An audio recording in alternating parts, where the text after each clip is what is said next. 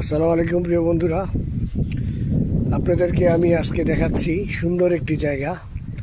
বেরিঞ্জেল এই ভিলেজের নাম, মানে যেই অঞ্চলটি। এখানে আপনারা যে গাছগুলো দেখতেছেন রাস্তার দুপাশে, সব এগুলো কমলার গাছ। দেখেন গাছে অনেক কমলা হয়ে রয়েছে, কিন্তু এই কমলাগুলো পড়ে থাকে, কেউ খায় না।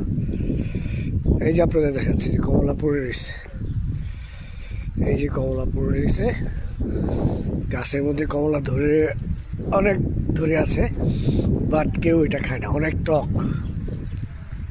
মজার ব্যাপার কি জানেন, এই কমলাগুলো সৌন্দর্য বর্ধনের জন্য মূলত এখানে রোপণ করেছে। দুই পাশে দেখেন, এ হচ্ছে পর্তুগাল,